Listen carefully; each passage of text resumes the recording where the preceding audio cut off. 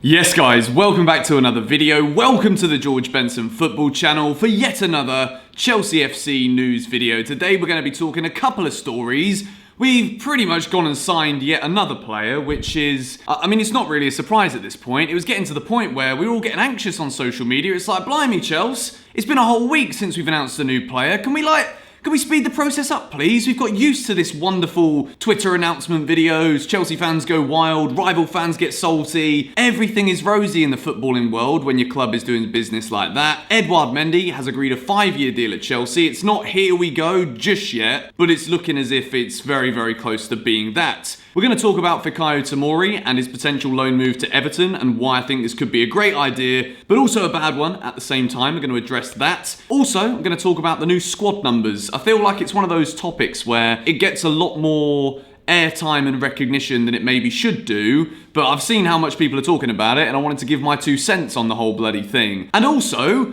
Chelsea, they might be signing Mendy, but if they want a new... Let me think about this. You've got Kepa, Mendy, Caballero, Jamie Cummings gone on loan to Stevenage. They need a new 4th choice goalkeeper for the new season. I found your man. It's me. And one of you guys posted this on Instagram yesterday. It was a little throwback montage of some of my saves, including a double save in the Wembley Cup. So just for my own ego, I thought I would put this one in front of you guys today, just to show you that, I don't just sit in front of the camera. Sometimes I go in goal and I do, I do a job. More than happy to sit on the bench. But anyway, moving away from me being stupid, subscribe to the George Benson Football. There's a cat! What is that doing there? There's a cat on the roof! Like, I'm on the 2nd floor and he's on the roof of the 1st floor. I've never seen a cat before. If you're not yet subscribed to the George Benson Football Channel, be sure to do so. It's free, and also you can turn on bell notifications so that you never miss a video. But without any further ado, the first thing we're going to discuss is the fact that Chelsea have agreed personal terms with Edouard Mendy, the Rennes goalkeeper, reminiscent of all of those years ago,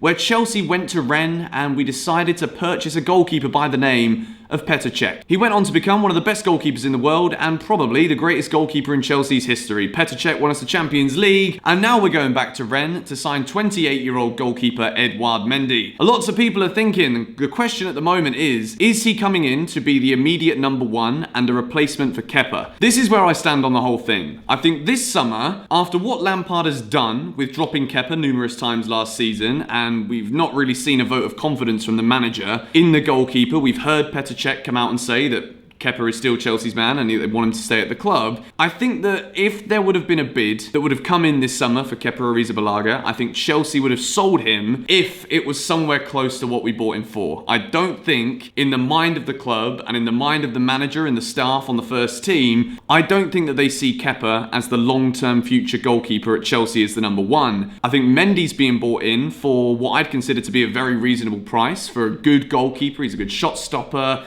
He's very tall, he's very good, and he's very vocal, which is a lot of the things that Kepa seems to be lacking. Mendy's being bought in my opinion, to literally to be like that match underneath Kepa. To be like, listen, the moment you make a mistake, I'm coming in and I'm taking your position and then there's nothing you can do about it. And I think that this piece of business from Chelsea is actually a very good move because at the price that we're spending, I know it's still 20 million. I'm not going to sit here and pretend that it's pocket change, but it is the kind of fee where at 28 years old, he's still going to have resale value for a couple of years. So even if Mendy doesn't work out at Chelsea, Chelsea can then look at the situation and be like, right, you know what? Ever since Thibaut Courtois left, we've not fixed the goalkeeping problem. Let's go and splash some mega money on someone like Jan Oblak. That's my thought as to where this could go. But I don't want to look too far ahead. I think Mendy's a great goalkeeper. I think he's going to do very well at Chelsea. And I think we will see Kepa start the season in goal because we need a bit of familiarity. There's so many new players that speak different languages, coming in, having never played a professional football match together in their lives, some of them. Together, of course, they've been professional footballers for a while, but you know what I mean. So I fully expect Kepa to start the season in goal, but at the same time, if Kepa does well, Mendy might be looking at it thinking, I came in being told I was about to become the new number 1, and Kepa started well, and now he's not losing his place, and I'm just sat here on the bench. I'm not entirely sure on how the discussions have gone with Edouard Mendy about what his immediate role is going to be. Let me know your thoughts in the comments down below. I've got a predicted lineup video coming out tomorrow, and I'd love to know whether you guys think it will be Mendy or Kepa Arrizabalaga in goal. Let me know in the comments down below. Chelsea, all it is now is just finalising the fee with Rennes. I expect this deal to be over the line, probably within the next 48 to 72 hours, but then again, we also thought the Havertz deal would be over the line within a certain time frame, and Chelsea made us wait a bloody eternity for it, so we'll hold fire on that one, but it's looking very good. And when I'm starting to make my videos now, thinking about Chelsea lineups for next season, I'm certainly thinking that Edouard Mendy is one of the players in contention to be in the starting 11. Now, story number 2, let's move to talk about one of the brightest sparks in the early stages of last season. Something happened, whether it was a tactical thing, it was a training thing, or not necessarily, I wouldn't say too many bad performances on the pitch for Chelsea from Fikayo Tomori to leave him out of favour with Frank Lampard. He was his player of the season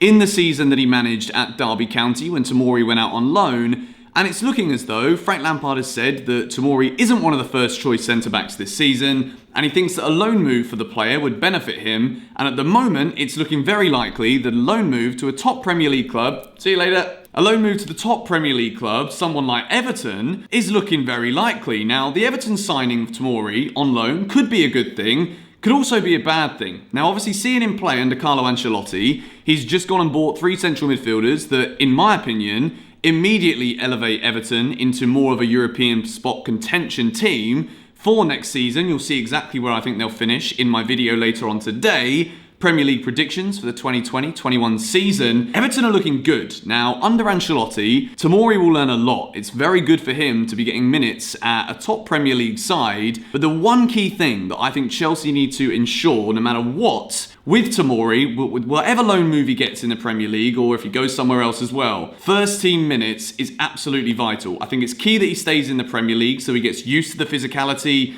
gets used to playing against these kind of players that he's probably going to be playing in for his whole career if he stays at Chelsea the way that I think he will. I think Tomori is a very talented defender, and I think the key is, the most important thing, the only thing that's important, is that he's playing football. And if he's not going to get that at Chelsea, a loan move to Everton would be fantastic under Ancelotti, as long as he's guaranteed a certain amount of minutes, which I'm not entirely sure he would be. Everton, they got a couple of decent centre-backs. I think Tomori probably would be a starter, in my opinion, if I was Mr. Ancelotti. But then again, I've not won a double, so I'm not here to sit here and tell him what to do. But at the same time, Tomori, he could just stay at Chelsea this season, fight for his place, and learn from one of the best centre-backs of the past 10 years, Thiago Silva. I think he would learn so much valuable qualities, abilities, and just the footballing mind of Thiago Silva. If he can communicate properly with Fikayo Tomori, I think it would be invaluable, the experience that Tomori would gain. And I think from what we saw of him last season, he's definitely ready to fight for his place, but I think there's a few things that have gone on that we might not necessarily know about in terms of Tomori's training ability, that Lampard may have seen that the first team right now at Chelsea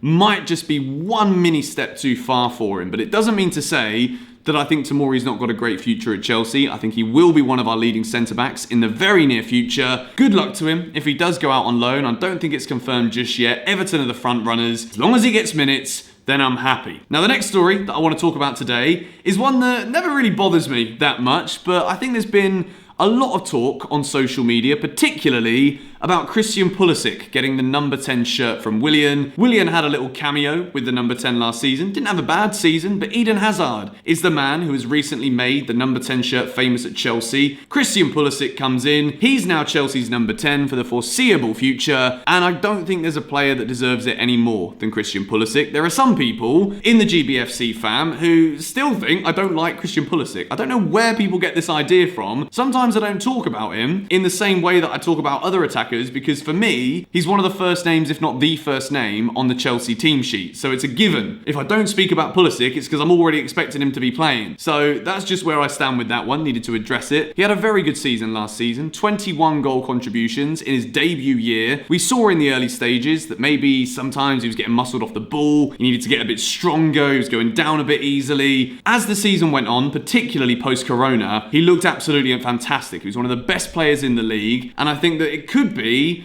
the psychological boost to take him from what's already, in my opinion, a world-class level up to like a potential player of the year candidate in the Premier League this season. I really think Pulisic's that good. With all of the other quality players around him, with Ben Chilwell linking up with him on the left, I think he could double his tally this season in terms of contributions. Maybe not 42, that would be absolutely outstandingly outrageous, but maybe, I actually said in my video with Jan, I said Pulisic could score 15 goals. That is the target that I see for him. I don't want to throw too much pressure on his shoulders, but I think he's already proven that pressure is something he deals very well with. He scored in an FA Cup final, turned up in big games against very strong opposition. Christian Pulisic is the number 10. The other numbers of note is, of course, Kai Havertz. Fikayo Tomori has given up his number 29 shirt because it is Kai Havertz's favourite. So that's awesome from Tomori. And it's also great that Havertz has got his favourite number. These little things in football sometimes can make all the difference. Hakim Ziyech gets his number 22 as well. Of course, Christian Pulisic had the 22 last season. And Timo Werner is Chelsea's number 11. And I think he will be in the starting 11 come that game against Brighton. It's getting very, very close now. I've got a brand new video coming out later on today, which is my Premier League predictions for the brand new season.